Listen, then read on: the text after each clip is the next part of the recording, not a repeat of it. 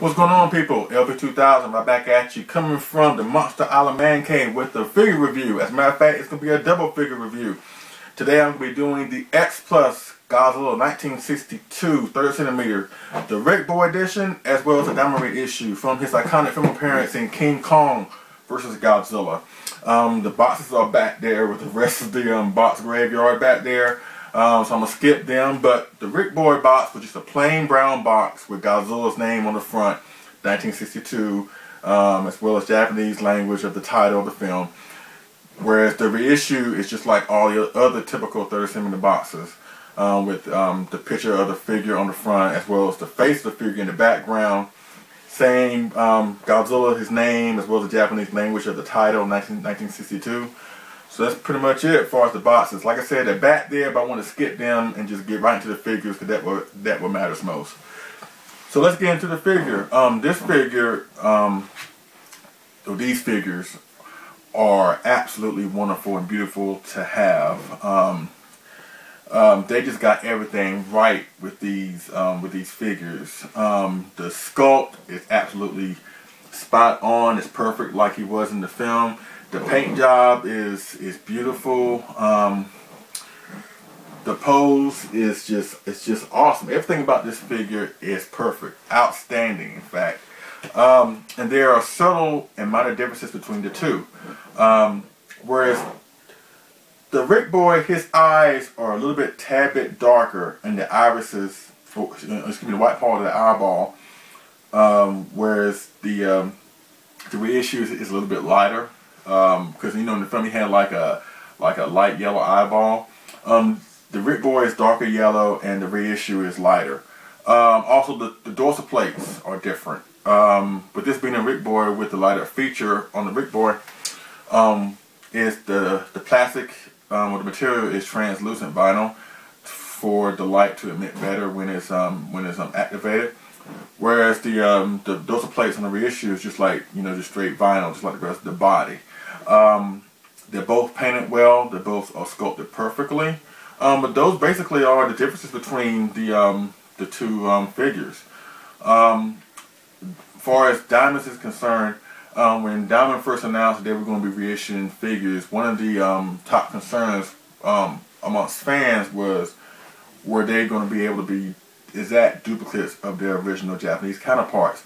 Now the first couple figures of like Wave 1 and Wave 2, particularly Mechagodzilla 1974 and the Gargantua Brothers, they did suffer from some quality control issues. Mechagodzilla, for example, had like a deformed leg issue where his leg looked deformed and you had to reheat it and freeze it to put it back into shape again. Plus, the color on his body wasn't as pure and good as the original Japanese counterpart. And the Gargantua Brothers, we all know when the Gargantuas got re-released through Diamond early last year, their paint jobs were not up to par as their original Japanese counterparts. But all the figures, in my opinion, after that point, especially coming through Wave 3 with the Godzilla 1964, Minion, Varan, Diamond really addressed those issues that customers were complaining about. They really turned the tide, and really the figures they were producing after that point really started to look like exactly like the original Japanese counterparts. And when Godzilla 1962 from Wave 5, as well as Godzilla 1968 and Hedra, they really stepped their game up. They really brought their A game, and these figures look absolutely beautiful. Exactly like their original Japanese counterparts.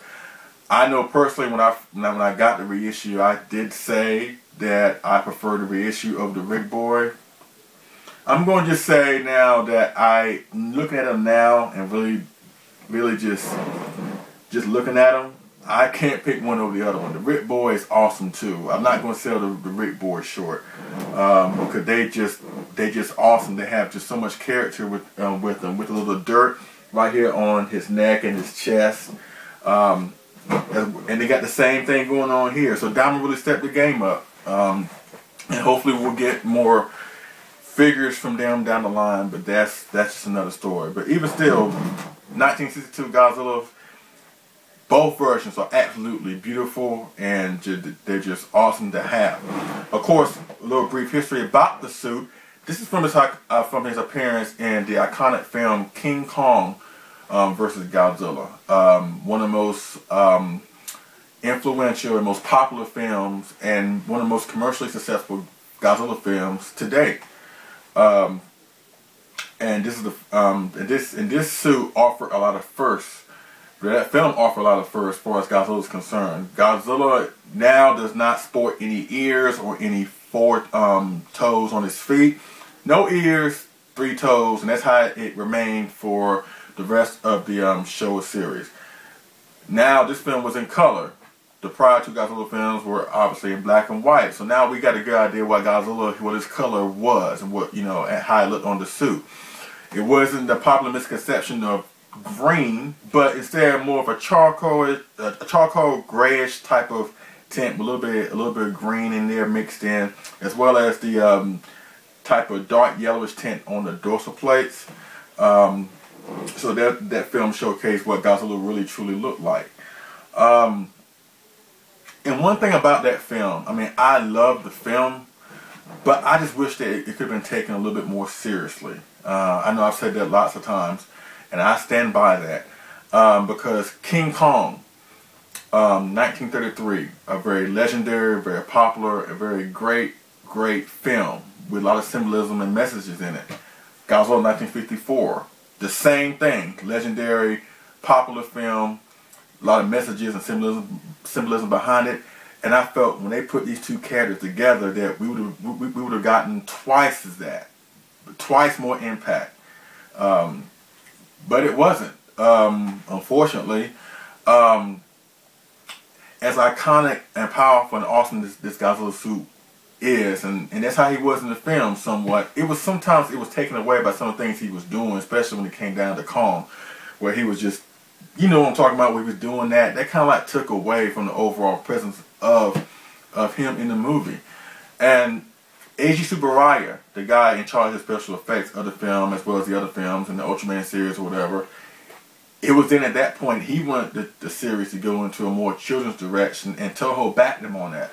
However, Inoshiro Honda, from the research I've done, was not a fan of that direction, which is why the next film, Mothra vs. Godzilla, there's none of that comedy stuff in that film. Godzilla in that film is portrayed as a powerful, unstoppable force of nature. It was more a serious interpretation of the character. And Inoshiro Honda didn't want Godzilla to be looked at as a comic relief. He didn't want the monsters to have any kind of comedy elements about them. So he was opposed to that. But even still, this is a great film and a great figure, and which leads me to the size comparison. And my first size comparison is the original Japanese issue of Varan, 30 centimeter. And that's one of my other gripes with King Kong vs. Godzilla, or at least the Showa series as a whole. I believe they turned Godzilla too soon from a villain to a hero. Yes, children were loving him more and all that entails, but I still that they could have gotten a lot more, at least a couple more movies with him as a straight up villain, straight up bad guy. And they should have used this suit also, because this suit, the only mainstream appearance it had was in King Kong vs. Godzilla. Now, it was in supposedly this unofficial release of Godzilla vs. the Wolfman that I've seen out there. And also he was in Mothra vs. Godzilla too, but he was in the water scenes where he's approaching Iwa Island at the end, when the Mothra larva babies crack open from the egg and they chase him down. And he's also at the very end, after Godzilla is sprayed with the silk on the island, he rolls over and tumbles into the sea. They used this suit for that shot. Obviously they wanted to use the Godzilla 64 suit from possibly other films. But I feel like that, they could have used this Godzilla suit for another film in which Godzilla was a bad guy, and Varan could have been a perfect opponent. Seeing these 2 together makes me wish they could have done that, but they didn't. So I mean, that's just neither here or there. But and also another size comparison I want to do, the 1964 30 centimeter Rodan. Once again, this could have been a movie where it could have showcased this Godzilla suit as well as keep Godzilla villain at the same time. Mind you, we saw this in Ghidorah the Three-Headed Monster, where they duked it out before the final battle. But I feel like that you know, with these two iconic monsters, especially Rodan, he's an iconic monster too. That they could have made a standalone movie with these two, and the Godzilla 62 could have been used for that. Because Godzilla has faced opponents that didn't have special powers, but yet still had great films because of it.